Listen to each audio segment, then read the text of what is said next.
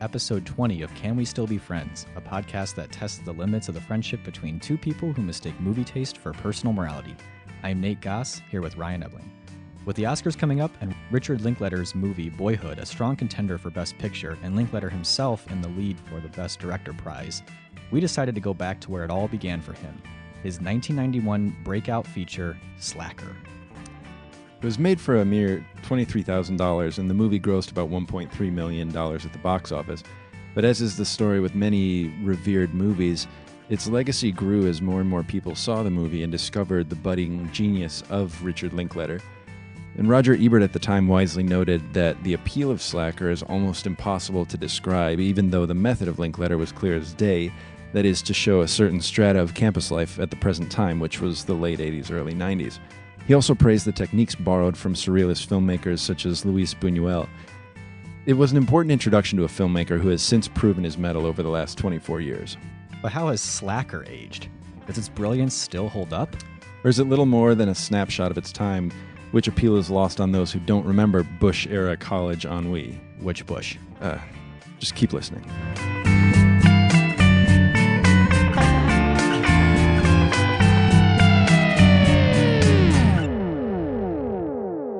That's just a momentary glimpse into this other reality that was all created back there at the bus station.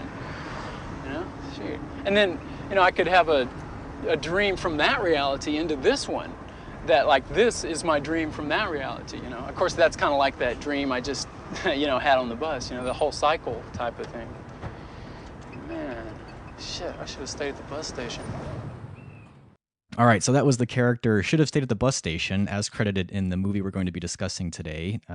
Richard Linklater's, who is also playing that character in that scene we just played, his breakout movie, Slacker. So, Ryan, do you want to maybe talk about why we're doing this, even though we kind of alluded to that in the intro? But we both saw and liked Boyhood this year, and it won the Golden Globe for Best Picture Drama.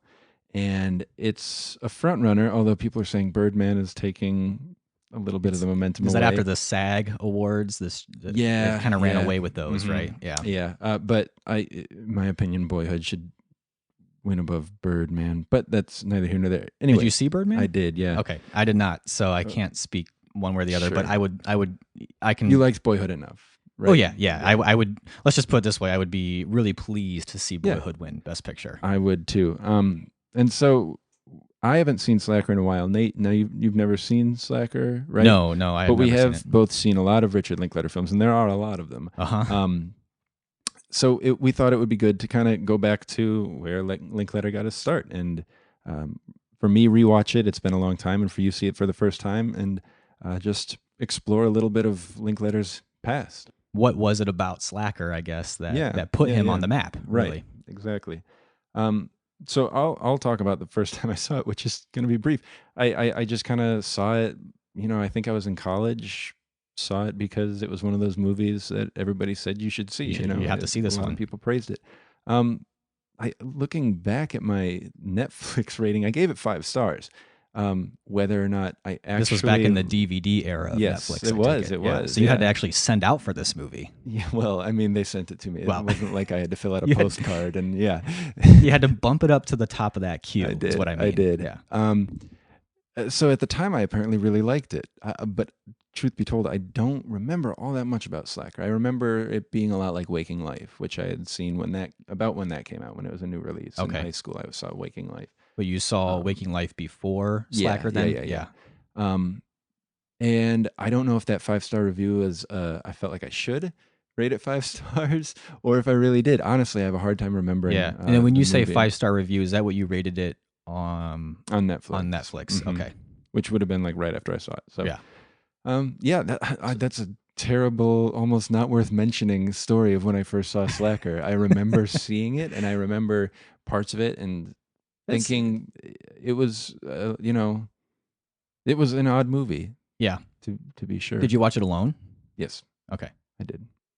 Well, then, obviously this is my first time seeing Slacker. Yeah. And so I don't have really any story I can talk about why I maybe never did see it. I suppose you could. I mean, other than just that it's one it was in my queue. It really was in my Netflix queue and in my streaming Netflix queue. And it just never actually watched it. and here's the thing: is I knew that I probably should watch it eventually, but my history with Linklater is spotty. It's hit or miss for me. Like some movies of his I love, Boyhood being one of them. Yeah. Others I don't know that I've never really hated a movie I've seen of his, but some of them I'm just not. They didn't do it for me, I guess, or just never clicked for me, or I did find certain elements of them irritating, I guess. Oh, really? Like actively disliked them? Like I was not a big fan of Waking Life, and I had also kind of known that Slacker was in that sort of. Yeah. They're not that different as far as. I mean, obviously, Waking Life had the whole rotoscope effect, and so visually it was a little different, but the tone of it, the actual ideas and the way they were presented were very similar from what I understood. So yeah, well, in seeing Slacker, they are very similar. Yeah, absolutely. It's almost. I mean, if he had rotoscoped Slacker and re-released it, it would. Yeah, I mean, in fact, he's not a one-trick pony. I mean, he has done all sorts of different types of movies, but I would definitely say that those two are. The most similar. The most similar, yeah. I mean, aside you could couple them together. Aside from Before Sunrise, Before Sunset, and Before Midnight, but those are supposed. But you could kind of count that, as one piece. But if you like those to, movies, right? Yes, I love those. And you know movies. What? Those movies, I love them. I really do. I do too. And the thing is, with those movies, every time I was putting it off because I didn't think I would like it. The cover of Before Sunrise really turned me off. When they're just gazing at each other. Yeah, it looked like a really bad, and it looked like a '90s romantic comedy cover. So. Yeah. But every time I watched them, I was like, "Holy cow, they're great! Great, those are great movies." Scanner Darkly, another pretty inventive, good movie. Yeah, I really like that one. I was a big fan of Bernie. Yeah, absolutely. The Jack Black dark comedy. Yeah, yeah. So. That's another reason we wanted to see Slacker. We're fans enough of Richard Linklater. Yeah. But worry not if you guys are afraid of another just makeout session over a director. This is not going to be a P.T. Anderson repeat. No, absolutely not. Yeah.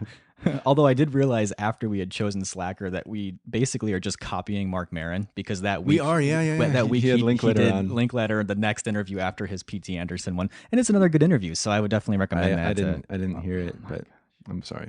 It's pretty good. I'm busy. All right, so let's talk about watching Slacker. Sure. Real simple. Did you like it? I still don't really know how to answer that question. True confession here, I watched it last night. I needed a little bit more time to probably process it, but first impressions is I feel like it's a movie that I'm supposed to like, and it just didn't do it for me.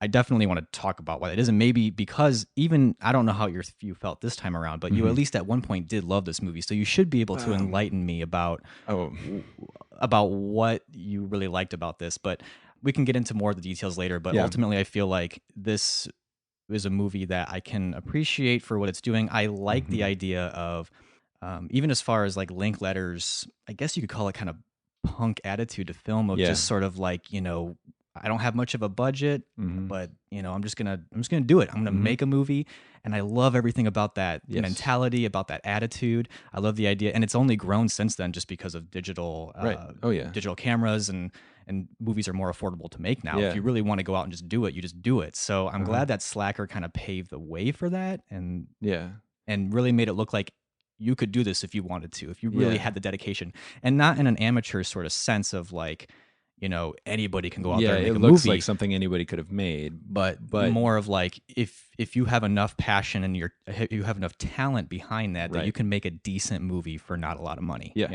Yeah, I mean, I probably sort of tipped my hand a little bit talking about my 5-star review and already questioning the veracity of that.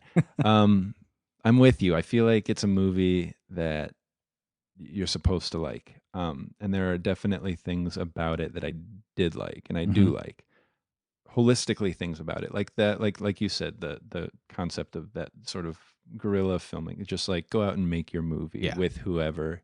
And it wasn't a small scale. Like he had a lot of people in it. Huge like it cast. took a lot of organizational, lots of locations.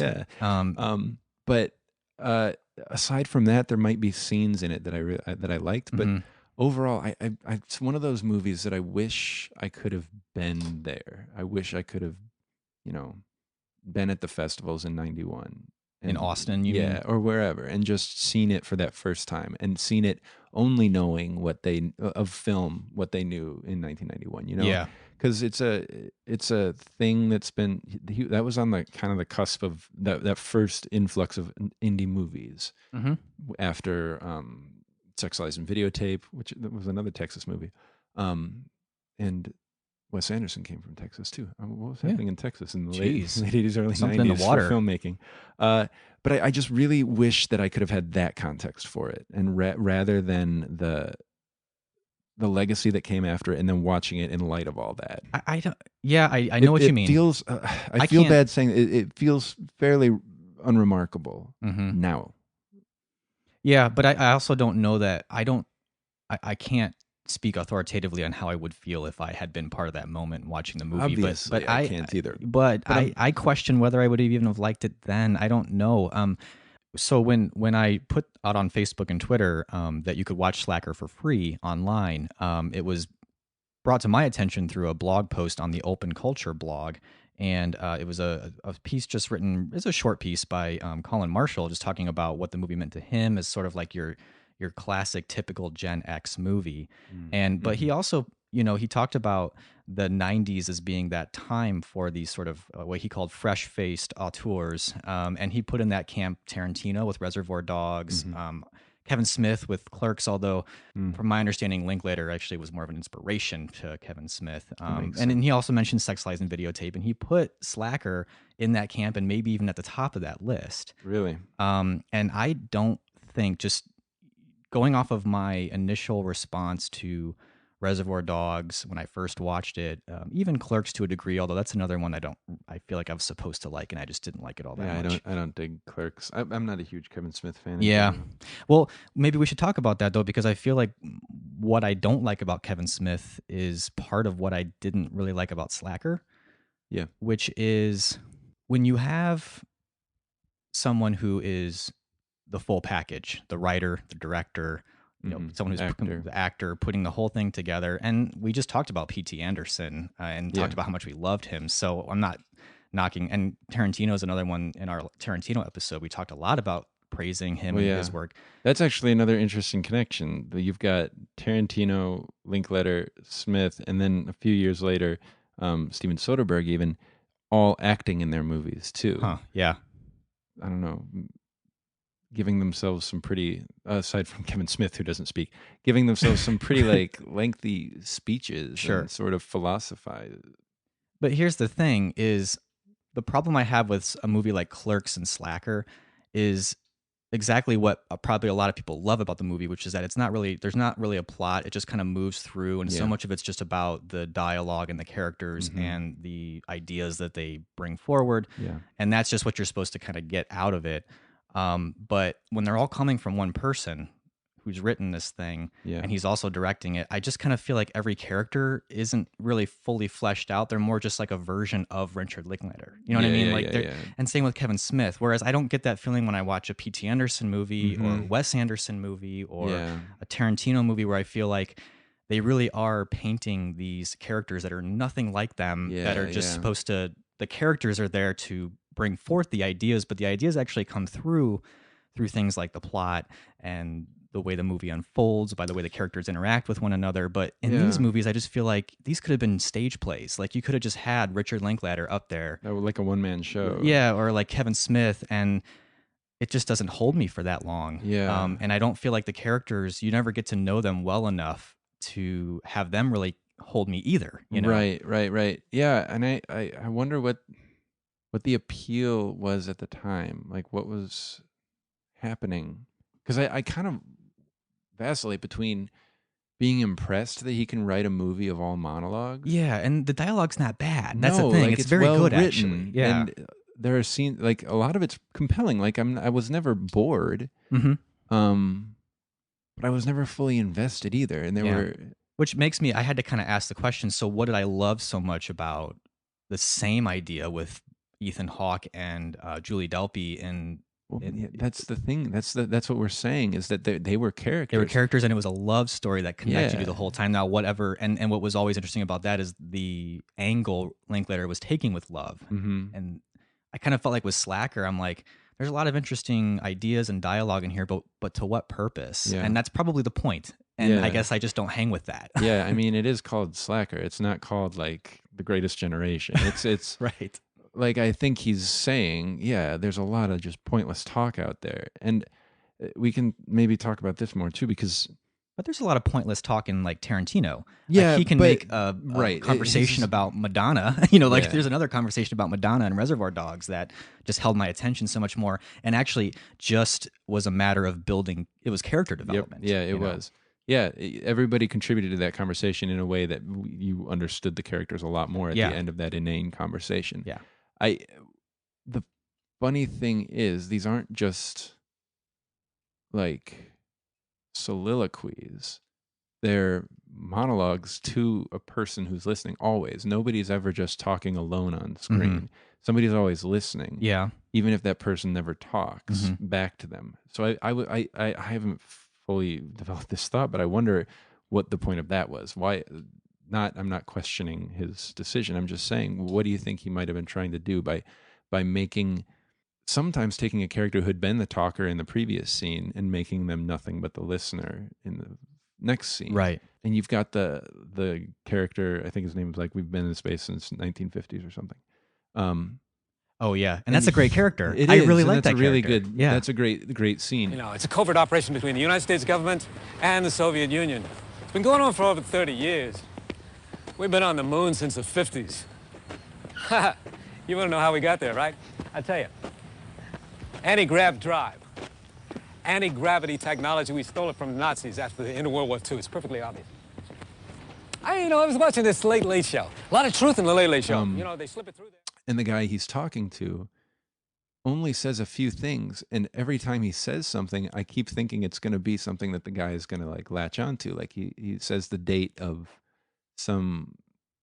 Yeah, it is. Moonlight, and the guy's like, "Oh, that's my birthday," and I was almost gonna like, I was expecting the space kook to be like, to jump on that and be like, "It's fate that I met you, Yeah. and that's your birthday," and he was just like, "Yeah, yeah," and then kept talking.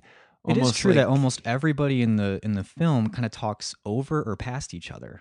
yeah, and I And don't the- know what's keeping the people listening there. You know, Yeah, the one from listener just I thought that politeness? actually said maybe summed up the entire movie for better or worse. There was the guy, and I don't know his name because none of them really have names, but I Right. don't even know what he's credited as. But he's the guy who kind of makes the girl, tries to make her feel bad for giving the homeless person Yeah. change and talking about pity, and he turns it into this big philosophizing moment. yeah, And her response is, it's like you just pasted together these bits and pieces from your authoritative sources. I'm beginning to suspect maybe there's nothing really in there. And I'm like, is this the thesis Yeah, of is he Slacker? And saying that? Is- because that character actually is very Linklater, even in his later films. Like he's the Right. guy who will there's that whole scene in Boyhood of Mason in the truck with his girlfriend, Yeah. having that same type of conversation where he's sort of being a little condescending, having this sort of stance or this point of view where it's like he's kind of looking down on everyone. It's so narrow, and I'm the only one who gets yeah, that and sort of thing. and it was yeah. I drew a direct parallel between that character and this one, Mm-hmm. and that was the girl's response, which was actually kind of familiar to Mason's girlfriend's Yeah, response yeah, in yeah. Boyhood. So whether that's the central theme of Slacker or not, I don't know, but it certainly seems to be something that Linklater has in the back of his mind all the time, that at least this movie's self-aware. Right. Like it knows that it's Yeah. throwing around a lot of big ideas and that's going to annoy some people, or Right. that's going to turn people off. Yeah. Maybe I'm just one of those people that's turned off by that. I don't know. Yeah. It's the same thing with Waking Life. I just felt like that movie. I felt like I was just listening to some stoner's ramblings and I was just kind of like, That one had that one had a more unified theme in that the whole movie is about dreams. yeah, And, are we sleepwalking through our waking life, or are we awake walking through our Sure. sleeping life? And Linklater should have stayed at the bus station character. If the movie had followed him the whole time, Slacker would have been like identical to Waking Life. but I think I might have liked it. The thing I is, think so too. I It think- would have felt more cohesive. Would have felt more purposeful Right. to me. I mean, I guess maybe that's where when Linklater does that kind of thing, where he's going to take a character and he's going to have them just talk for a long time, and the ideas are going to get bigger and bigger and bigger, and they're going to eventually just try to like blow your mind, or that character's Right. mind's going to get blown right in front of you. Yeah, yeah. I mean, to me, that works more, I guess, for me when it's done to more comedic effect. Yeah. I thought in that opening scene, it's a little bit more funny the way he Right. is sort of like he's coming to these, these realizations as he's Yeah. talking almost, and it's Uh-huh. kind of blowing his mind over and over again. And I felt like that, even in Dazed and Confused, you see a little bit of that once in a while, or at least it's just more of a comedic Yeah. take on it. I thought Dazed and Confused did the slice of life thing better. Yeah.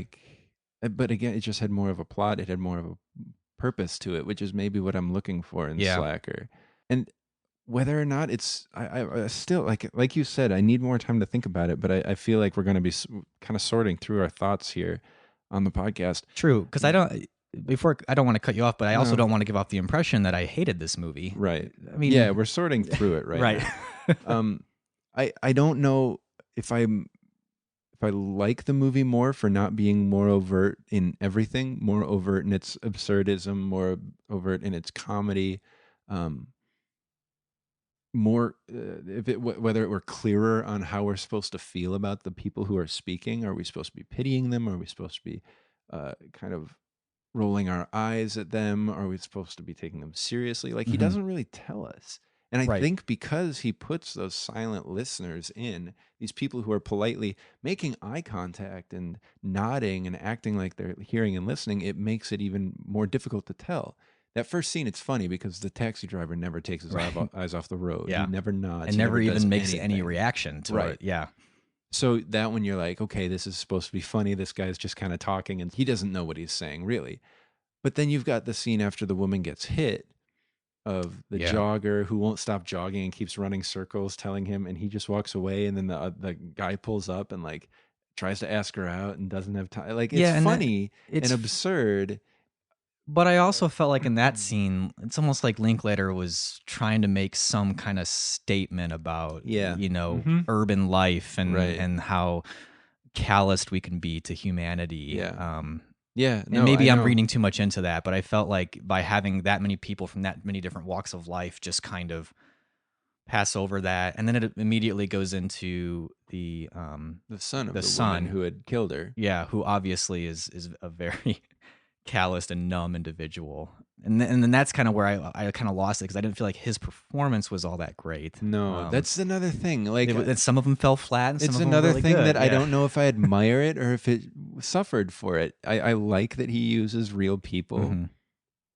I'm sure some of them had acted, but or even more professional actors. but Probably more like community theater type stuff, Right. though. And yeah, So like, I like that he did that he used local people.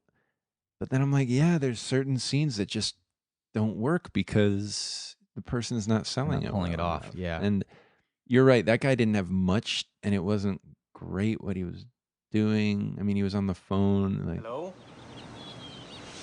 Yes, it is. This is her son. She's not here right now. I mean, I don't think she's up yet. Oh, drag. Anybody get a license plate number or anything? Were there any witnesses? Okay, so the police have been notified. Okay, good. Well, let me know if you need me for anything. Thanks for calling. Okay, thank you for calling. Thank you. I was watching that scene more, and I wasn't focusing on his performance. I was focusing more on what he was doing. And we had a lot of stuff about childhood there. Again, like Yeah. Boyhood stuff. I was kind of thinking like he looks at his toys, turns on an old home movie. yeah. Then the cops come to the door, and it was me. But let me tell you, we were joking at the end of our last episode about how we were going to take Slacker and we were going to turn it into a conversation about how you had to see Slacker to understand Boyhood. I don't think that's the You case. have to. No, but I'm not saying They that. definitely But are Boyhood thematically is similar. Boyhood is all over this thing. Mhm, I mhm. couldn't believe it when I watched it. Yeah. Like so many things. You've got even like there's that scene with like the sort of schizophrenic ramblings in the diner. Yeah. Which there's a scene just like that in Mhm. Boyhood, which After he that's- goes to college, right? and both of those scenes that setting kind of comes out of nowhere. Yep. In both those movies. Yeah. In both of those, at least not at first, those schizophrenic characters, they're not part of the scene, really. They're Right. more the backdrop or the background of the Mhm. scene. And Slacker, she eventually sort of does enter in Starts and start talking having to a time. him, yeah. But there's that, and then there's like the kids that are just kind of like wandering around on the hot summer day, and Mhm. they're I wouldn't say they're not. They're just bored. They're not Yeah. up to no. They're not up to no good, but they're not really up to anything good either. They're just Yeah. kind of bored wandering around. There's that in Boyhood too. Yep. You've got the young 20-something self-righteous preaching, you know, Yeah. and always bringing it back to the human condition. Yeah. You've got Complaining about Bush. yeah, exactly. There's even that Seriously. different bushes, but Yeah. I mean, it is sort of Slacker is sort of a series of vignettes, and then those same vignettes pop their heads up in Boyhood, which is a movie doing a very different thing, but in some ways also even in method a little similar. Well, you know? and characters from Slacker show up in Waking Life, and the characters from Before Sunrise, Before Sunset show up in Waking Life too. Like he's all of these movies that are kind of, you know, the one for them, one for me sort of movies, the one for me movies, they've got those unifying things. I mean, no, you don't see it in Bernie or School of Rock or anything, but the ones that like Linklater had total control over, I guess I like that. I don't know. Like he's creating his own sort of Vonnegut-esque world. Yeah. And I don't think if I hadn't seen Slacker, I wouldn't have really put all that together. No. You know, I wouldn't have ever considered him as a director that does that.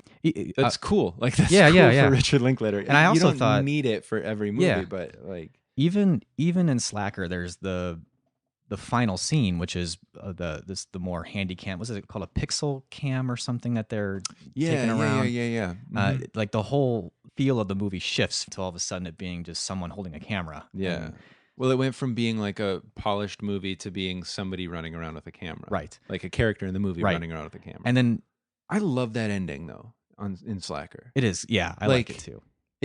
I don't know. I still don't know what to make of it, but it looks awesome. Like it's like the movie it took so much time, not like working really hard, but Linklater made a good movie that looked like a great movie. Right. To at the end showing like what it's like for somebody his age to just be out there having fun with a camera. And in a way, putting his foot down and sort of saying like, I'm not just messing around here. Like I'm not just doing stuff because I have a camera and I can like go out and film with my friends. Right. Here's what that would look like. Giving credence and saying there's don't value lose in that. This joy. Like look how cool this looks when somebody just throws a camera down a hill. Yeah. And when somebody's just like exploring what a camera can do when you're running around with people. Right. No, I think that's a really good point that you're making. And it really is, it is kind of jarring when you see it. Like it's a very obvious change in And it's tone. the first soundtrack in the movie. The first time the movie's got any music.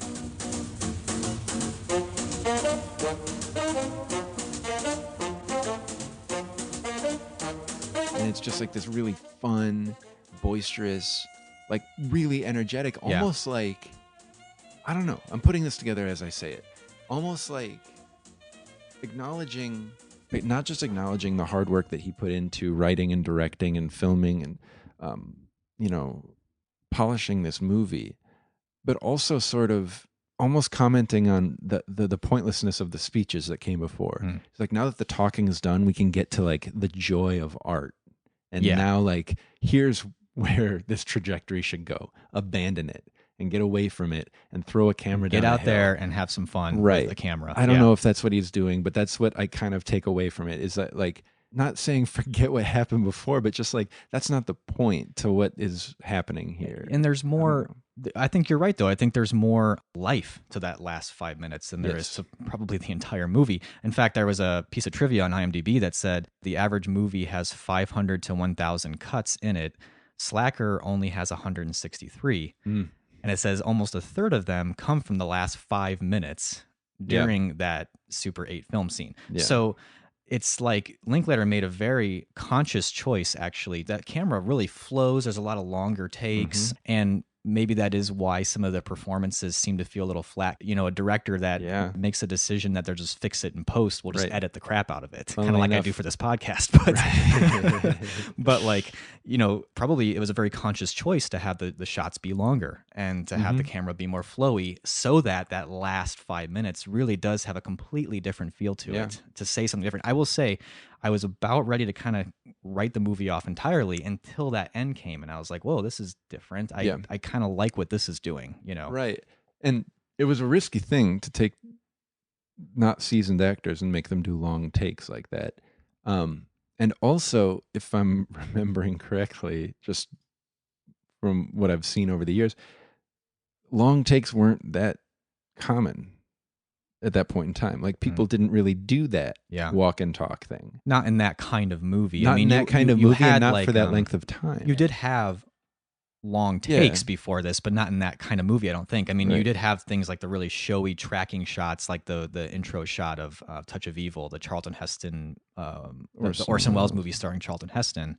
But I think you're right. I don't know of another more small scale movie that would do that. And it reminded me a lot of like the shot in Royal Tenenbaums where Gene Hackman's or Royal is telling Angelica Houston that he's dying, and how the camera just kind of keeps moving back and forth, and it's a longer take. That I wonder if Slacker in some ways kind of did pave the road for that kind of dialogue between two people, very small scale, but still have the camera just kind of stay on them and move with them.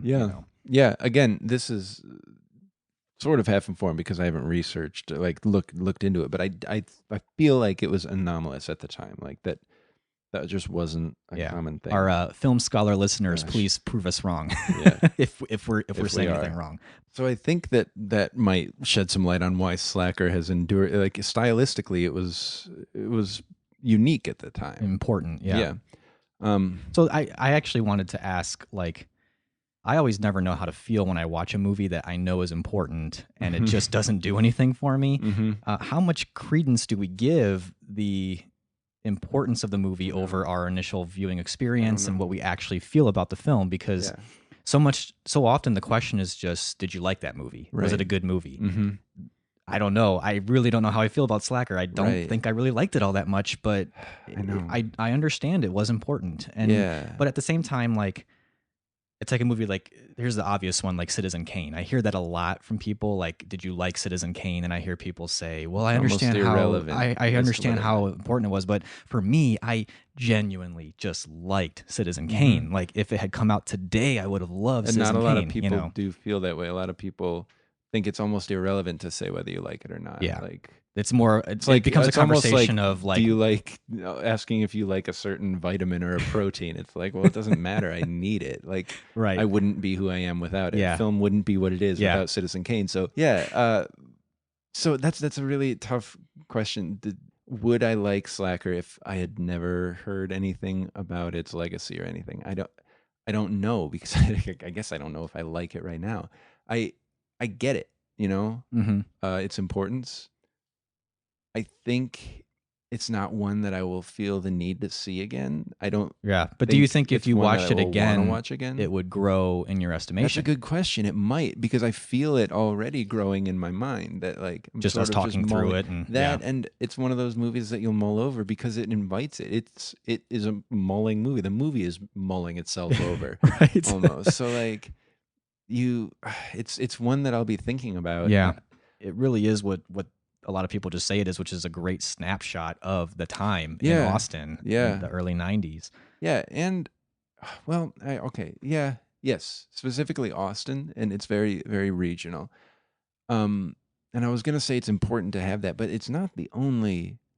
I feel like a lot of the Gen X movies are snapshots of that time. Yeah. Like Reality Bites, or what are you thinking? Bites, Kicking and Screaming, the Noah Baumbach movie. Clerks. Yeah. I guess Slacker's important because I think, I don't know, it's really well done, and it's really well written, and it's Richard Linklater, and of the those like iconic, very specifically Gen X movies, like Clerks, like Reality Bites. I would choose Slacker over at least those two.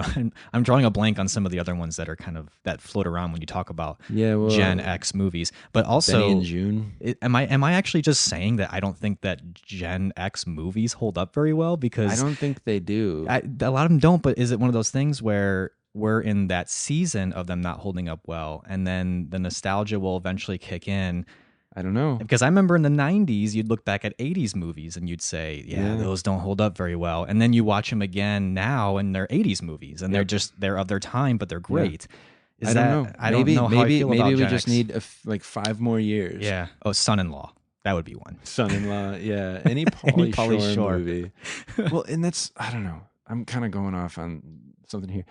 It's funny because Gen X produced Ben Stiller, Jon Stewart on MTV, Conan O'Brien, The State. So you've got the Stella guys, David Wayne, Michael Showalter, Michael Ian Black. Wet Hot American Summer doesn't happen without The State. Like all that stuff. Like, yeah, you've got some amazing comedians and creators coming out of Gen X, but I almost always like what they did but moving away from it. Like coming out of that time and bringing some of almost like that. There's a lot of absurdity though. Yeah. That was in Slacker that Conan O'Brien brought to late night TV, that the Stella guys and The State brought to their TV show. And then it's very absurd, off the wall stuff and that stuff I almost love. has like, aged better than when they were just sort of trying it out again for the first time, like in the 90s. I mean, it's like, and maybe that's what it is too, is that a lot of these Gen X materials, whether it's Slacker, whether it's something like Kids in the Hall, even, or it's so much of it is very hit or miss. Even Reality Bites has its moments. It's just that overall that movie really grated on me. But maybe that's the value of those Gen X movies, was that there was a lot of experimentation going on there. And with any experiment, some of it's going to land really great and some of it's going to fall flat on its face, I mean, and like we're saying, Linklater hasn't abandoned what he did in Slacker. No, but he has refined keeps doing it. And it's done. He's done it so much better, and he's done it with more purpose. And the guys, Wet Hot American Summer is no less off the wall than The State, but it's so solid. Like it's just, it needed to grow up, which is what Gen X was saying they didn't need to do. Almost. That's funny. That's a really good point. Like, or even like the Ben Stiller show. Yes. It has moments. Have you gone back and watched it? Yeah. It's got moments, but it's so much more miss than hit. And I love how it was applied later in things like, I love Zoolander. I think it's a great movie. I think it's really funny. I know not everyone really agrees with that, but that is an example of sort of Ben Stiller taking that and giving it purpose, giving it a little bit, it needed more direction. Sculpting it a little bit better. Yeah. Well, Louis C.K. actually came out of this, and he was very absurdist in his original comedy. Like, he would go up and just start making noises and then be like, come on, folks, these are killer dolphin jokes. And like, but that's not what he does now. No, but he does in his show. He's got those elements. Like, he's got Chelsea Peretti running to get on a helicopter to get away from a date. And like all these things.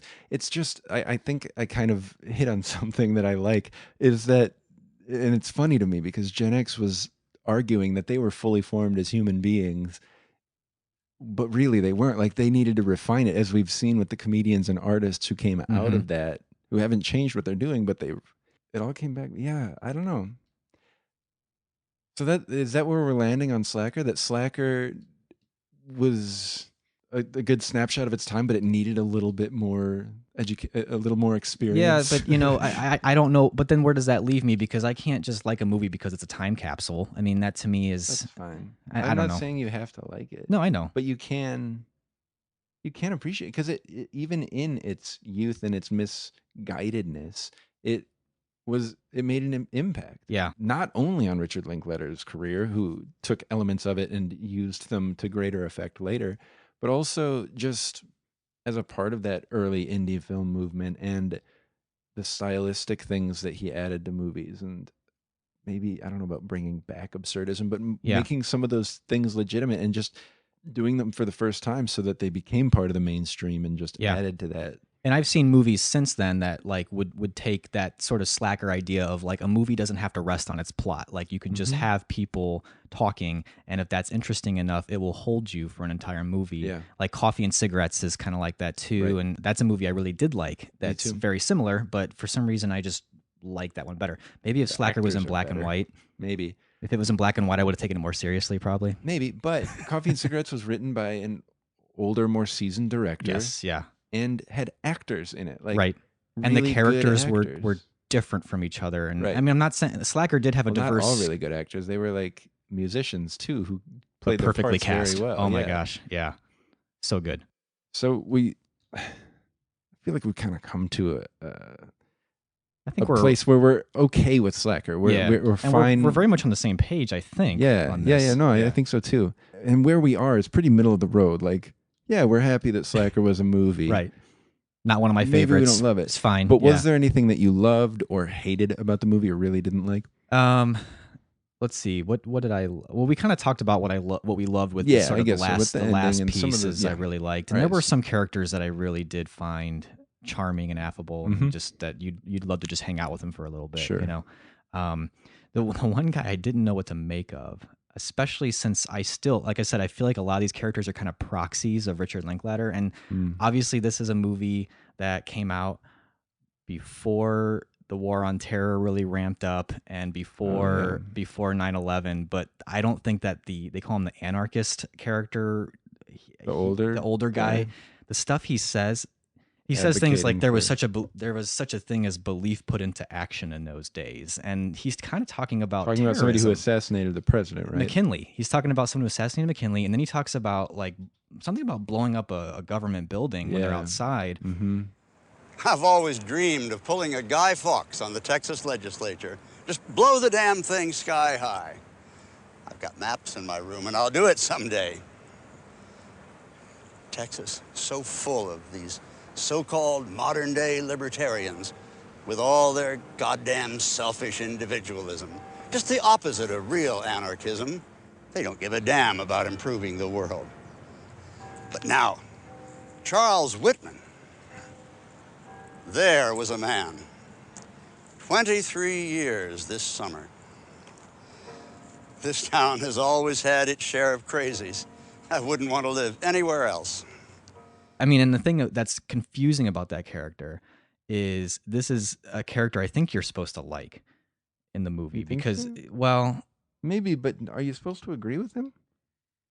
He's the guy who gives the guy in the black tank top, he gives him his sort of Jean Valjean moment of radical grace. Yeah, I mean, true. like That's he meets this guy he's talking to because he's breaking into his home, and it's that exact type of grace that he shows on the guy, where he basically says, you can take what you want, you're not going to find much here, and then he kind of talks about he starts spewing out these ideas and the passion for destruction is also the creative passion. That same sentence said now does not hold up very well. Yeah, I see what you're saying. He's a guy that you're supposed to at least understand where he's coming from, or at least like you're like, I get it, man. I wouldn't go that far, but I get it. You're onto something. Well, that's interesting. Are you supposed to?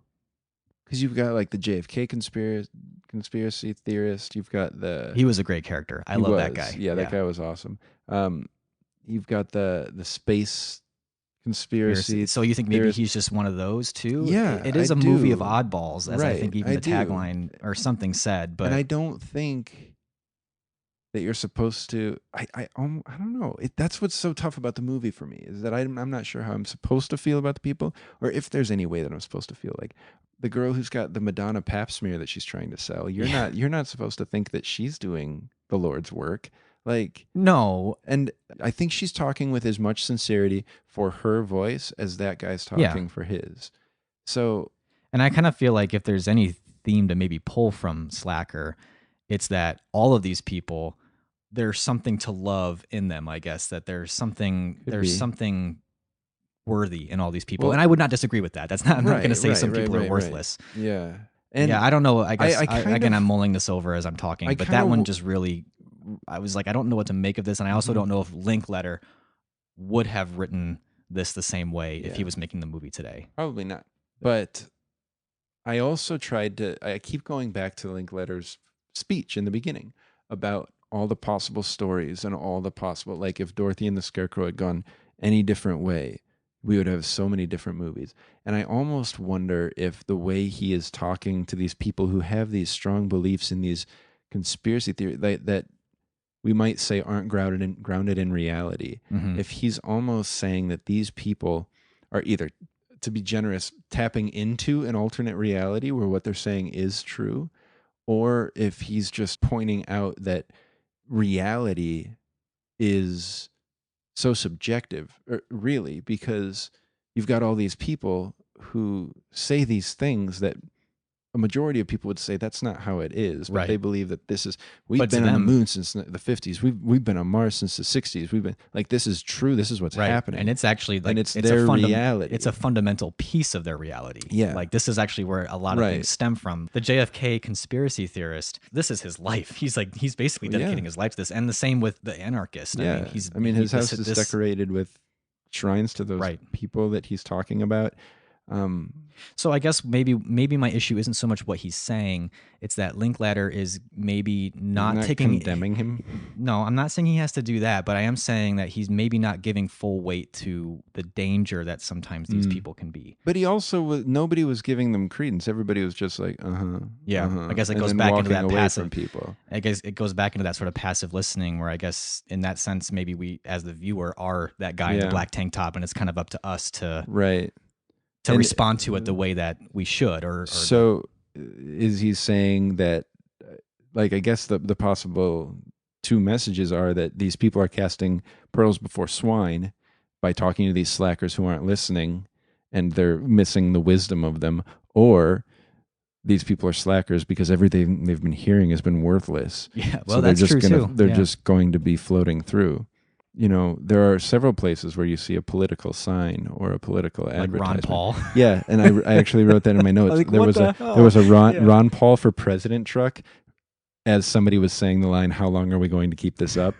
And I know he wouldn't have known when they were making the movie that Ron Paul would still be running for president. Right. That's one of those splintered realities that Linklater would have never imagined. Yeah. So I don't know. Maybe that's what he was saying, is that like the slacker generation was created because the generation before them was just talking about nothing. It's a complex movie. It is. And yet not at all. Yeah, right. Complex in its simplicity. Well, so obviously we're still formulating our thoughts, and we would love to hear what you guys think about Slacker. If you can tell us what you made of it, if you love it. Yeah. Beyond its importance to film. Absolutely. And let us know. Yeah, and maybe bring into that your view of it compared to, and bringing in other Linklater films as well. And yeah, that'd be great to hear from you. We're open to it. We can change our minds if you give us something good to think about. We are somewhat malleable. A little bit. Once in a while. Right. See what you can do. Yeah. So anyways, why don't we go ahead and talk about our next episode? Yeah, let's talk about our next episode. Well, we're going to continue with the work of directors that we admire. We're happy with this thread. You guys haven't complained about it, so we're going to keep going. Yeah. And also with the Oscars. No news is good news. Yep. So we're also going to be continuing with the Oscar trend. Yes. Grand Budapest Hotel won Best Picture, Comedy or Musical at the Golden Globes. It did. It's nominated and is a strong contender for Best Picture. Surprisingly, yeah. I mean, it took this long for Wes Anderson to really get any recognition, but... Yeah, it's not his first Best Picture, though, is it? Moonrise Kingdom, I think, was nominated. Yes. It's his first Best Director Oscar nomination, though. And I've got this theory that I've formulated. He's been nominated for screenwriter before. And I've got this theory that if you want to look at the movies that are going to stand the test of time... Yeah, I've thought this too. Look at the screenwriter nominees. Because usually... they nominate for screenwriter when they know the movie's good, but they don't have the balls. They don't have the balls to say so. Nominate it, yeah. Or they just can't quite put their finger on what's so good about it yet. Right. It must be the script. I think you're absolutely right about that. Wasn't it Her last year? Yes. Right? Yeah. And Eternal Sunshine of the Spotless Mind. Mm-hmm. Yeah. Good thought. Good insight there. Well, thank you, Nate. So we're not watching Grand Budapest Hotel, though we have and we both enjoy it. Some more than others, but yes, I did like it. We'll talk about that, I'm sure, in the next episode. In any case, we like Wes Anderson. Yes. But one that for the two of us, and I feel like for other people, has sort of been an underseen movie or a movie that slipped away from a lot of people. We're going to be watching The Darjeeling Limited. Yeah. And I'm excited to see it again. I haven't seen it since it first came out, pretty much. I don't think. Yeah, I haven't seen it since it first came out. Yeah. I've seen it once since then, but it still was a long time ago. Yeah, and I remember really liking it, too. I remember not loving it when I first saw it. Okay. But we'll talk more about that. I'm sure we will. But I also think that this could be, for those of you who maybe you need to fill in that Wes Anderson gap of I've seen everything of Wes Anderson's but Darjeeling Limited. Or I like everything except for the Darjeeling Limited. Yeah. I really do think that Wes Anderson has proven himself to you people and deserves a he rewatch. Yes, I agree. I mean, this is the least you can do for Wes Anderson. Come on, guys. Yeah. Seriously. Let's do it for Wes. Please watch it with us, and we'll be posting out some articles, I'm sure, about it on Facebook and Twitter. And, Probably. you know, if you guys want to share any of your thoughts on the movie, you know, before we rewatch it and discuss it, please do so. Like always, we are on Facebook. We're on Twitter. You can give us a phone call, 847-306-9532. You can email us, feedback@canwestillbefriends.net. And also, on any of our posts on our website, feel free to comment, canwestillbefriends.net. So we'd love to hear from you guys. Yeah, we'd love to hear from you guys on Darjeeling Limited, on Wes Anderson, and on any of our past episodes. We'd still love to hear from you guys. But as always, thanks for listening. Thank you for listening.